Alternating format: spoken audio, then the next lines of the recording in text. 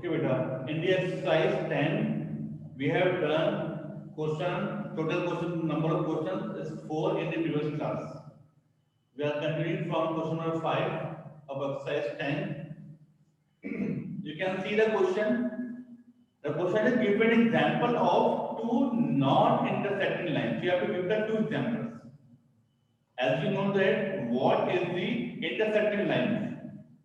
In your first lecture of class 10, I have told you about the intersecting lines. That what is basically a intersecting lines. Whenever two lines intersect, how? अभी मैं इसका answer नहीं लिख रहा बेटा. I am just going to re-explain it. For example, one line is going like this, and other line is going like this. So on this point, these both lines have intersected. But you have to give the example of non-intersecting lines. Intersect नहीं होनी चाहिए. ये एक point पे intersect हो रही है. तो आप एग्जांपल में कैसे लिखेंगे बेटा? आपको दो लाइन ड्रॉ करना पड़ेगी. But the both lines should not be intersected. Intersect को नहीं होनी चाहिए.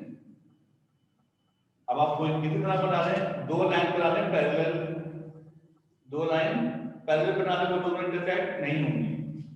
लाइक ऐसे बना लें. तो पहली एग्जांपल लाइन बना लेते हैं, ऐसे बना लें. You have to use the scale. Be remember.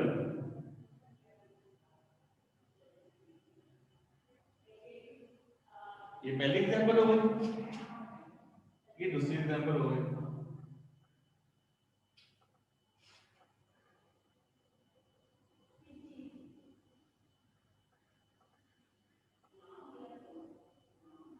एक लाइन ऐसे आ रही है और कह रहे हैं कि आप दूसरी लाइन जो है वो फॉर एग्जांपल इस तरीके से कर रही है, ऐसे करना.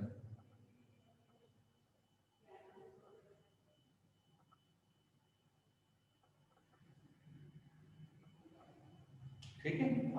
आप चाहे जैसे भी बना रहे हैं, but it should not be intersect. आप जैसे मैंने बनाई है, आप उसको किसी और तरीके से बना लें.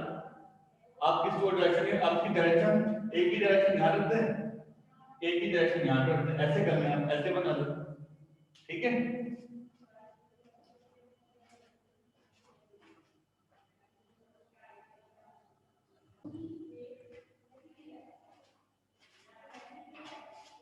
Class now look towards the question number 6.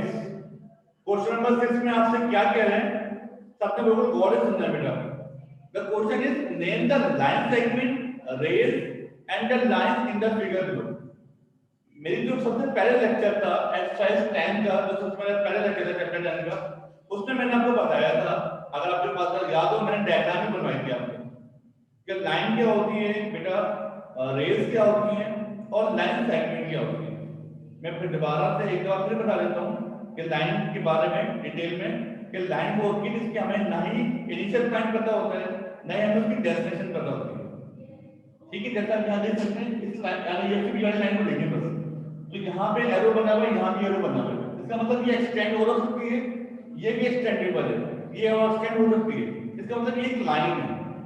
और रे में कोई एक पॉइंट पता होता है, जैसे स्टार्टिंग या फिर एंड. ठीक है. कोई एक पॉइंट नहीं पता होता. जैसे आप इस लाइन को देखें, ये लाइन को इसका स्टार्ट पता है, लेकिन एंड ही कहां तक जा रही है हमें नहीं पता. इसका मतलब ये एक रे है. ठीक है. जबकि लाइन सेगमेंट में हमें उसका स्टार्ट पॉइंट पता होता है और एंड पॉइंट पता होता है, जिसको हम मेजर कर सकते हैं. ठीक है. जिसका मेजर बेसिकली कर सकते हैं.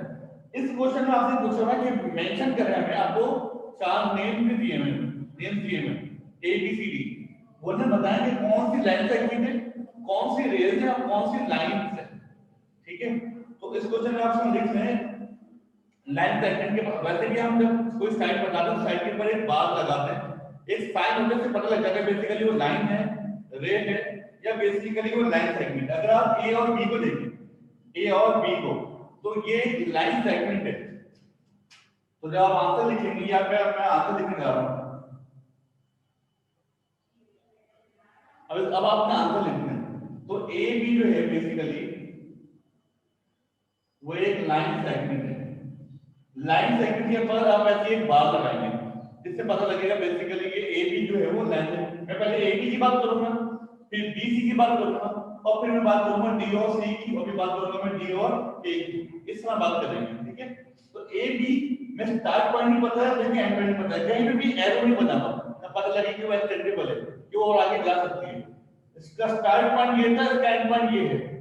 अब बात करते हैं बी और सी की। बी और सी में भी देखिए, बी यहां शुरू हो रहा है, यहां पे बी एंड हो रहा है। इसका मतलब बी और सी भी आपके पास क्या है बेटा, लाइन सेगमेंट ही है।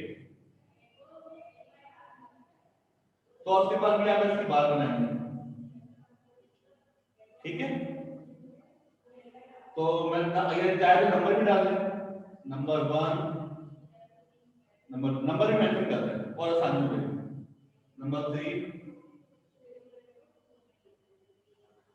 अब अगर बात करें डी और सी की, तो बेटा डी और सी का है या सी और डी को है, एक ही बात है, ठीक है। सी डी को या डी सी को आप किस तरह मिल सकते हैं, आप डायग्राम के अंदर आप देख सकते हैं। तो आप अगर शुरू यहां से हुई ना बेसिकली, तो आप डी सी कह लें। डी से में स्टार्ट पता है, एंड नहीं पता। जिसमें वो एक पॉइंट में पता बेसिकली वो रे होती है ना, तो आप लिखेंगे यहां पर डी सी, और उसके बाद जो एरो बनाएंगे वो ऐसे बनाएंगे, दबा दो बनाएंगे। ये आपने रिप्रेजेंट करने में ख्याल रखना है। देखिए मैंने एरो बनाया है, यहां पे एरो नहीं बनाया, लेकिन सिर्फ एरो बनाया है, ठीक है। और number 4,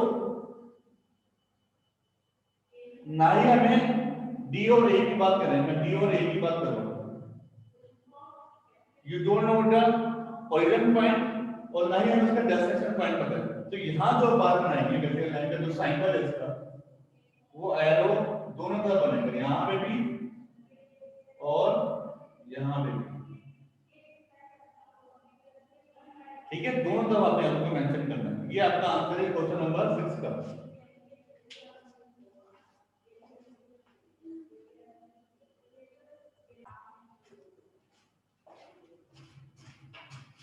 Look at the question number 7. They are asking what are concurrent lines. Concurrent lines होती क्या है, पहले तो ये बताना है, फिर बताना है कि इस फिगर के अंदर name the lines which are concurrent. वो लाइनें बताएं जो कॉन्करेंट है। कौन कौन से पॉइंट पर, एक पॉइंट नंबर ओ पे बताएं, एक पॉइंट नंबर ओ है, इससे बताएं कौन कौन से लाइन कॉन्करेंट है। एक पॉइंट नंबर ए, एक पॉइंट नंबर ए पे बताएं कि कौन कौन सी लाइन कॉन्करेंट है।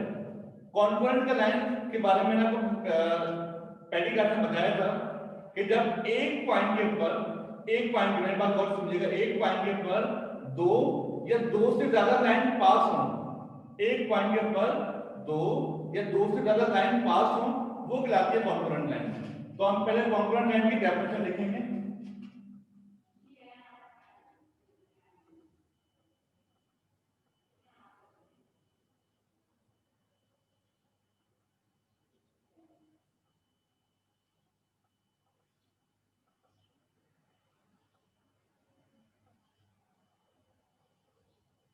पहले डेफिनेशन लिख सकते हैं।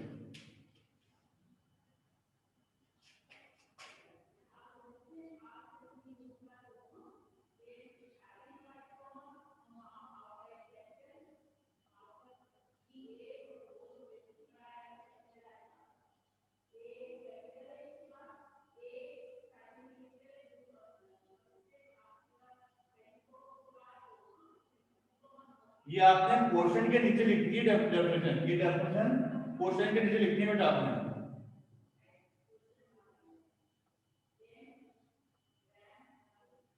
If two or more lines pass through a point, they are called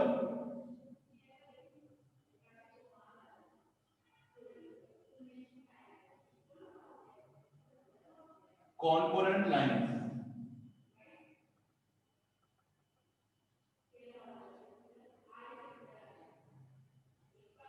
अगर एक पॉइंट के बाद दो या दो से ज्यादा लाइन पास आउट हो रही है तो क्या करनी है बेटा, कॉन्करेंट लाइन। इसको कॉपी करें, फिर हम इसमें से कुछ लाइन बताऊंगा मैं जो यहां पर एक पॉइंट पे उतरी। पहले पॉइंट सी के ऊपर मैं पहले आंसर बताऊंगा, 1 का आंसर।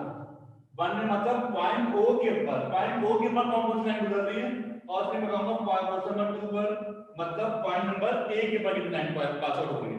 पहले इसको कॉपी करें।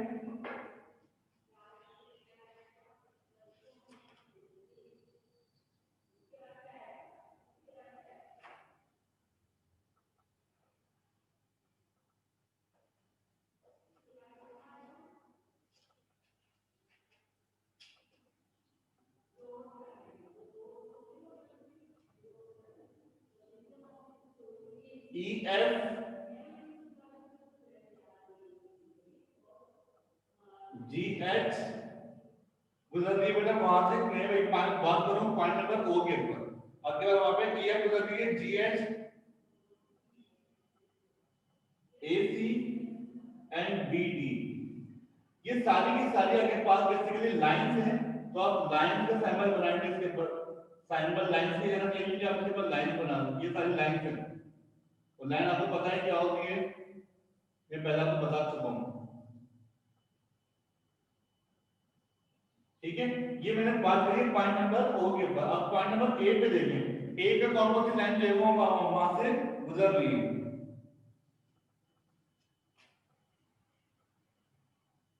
ए भी गुजर रही है,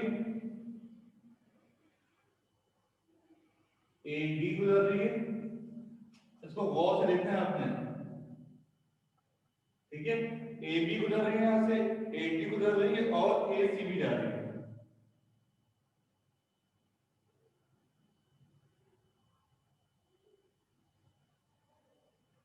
अब इसमें जरा गौर से देखिए आप, वन का मतलब पॉइंट ओ पे, अभी पॉइंट ओ पे देखो, पॉइंट ओ के ऊपर पहली लाइन कौन सी लिखी मैंने, ई एफ, ये देखिए ई एफ गुजर रही है यहां से, ई गुजर रही है एक से लेके एफ तक, और जी एच, जी और एफ इसी पॉइंट पे गुजर रही है, और ए सी, ए और सी भी गुजर रही है इस पॉइंट की लाइन के ऊपर से, और बी और डी, बी और डी, बी यहां से हो रही है और डी यहां से जा रही है, मतलब ये वाली लाइन, ये वाली लाइन, ये वाली लाइन और ये वाली लाइन, ये सारी लाइन एक ही पॉइंट से गुजर रही है, और वो पॉइंट क्या है, ये है, इस पॉइंट से लाइन गुजर रही है, दो या दो से ज्यादा लाइन गुजर रही हूं, ये पॉइंट ए पे ओ पे बताएंगे, अब ए की बात करें, ये पॉइंट नंबर ए, इस ए के पास से कौन कौन सी लाइन गुजर रही है, वो लाइन होंगी जब दो या दो से ज्यादा गुजरे। अब यहां देखिए पहली है ए बी, ठीक है, तो ये आप ये रहा ए और ये रहा बी, ए और बी देखिए गुजर रही है, ये लाइन गुजर रही है यहां से, ए और डी, ए और डी गुजर रही है यहां से, ये लाइन गुजर रही है, और ए और सी, ए से लेके सी तक, मतलब ये वाली लाइन गुजर रही है, ये गुजर रही है और ये गुजर रही है, ये आपको खुद मेजर, खुद भी आप मेजर कर सकते हैं,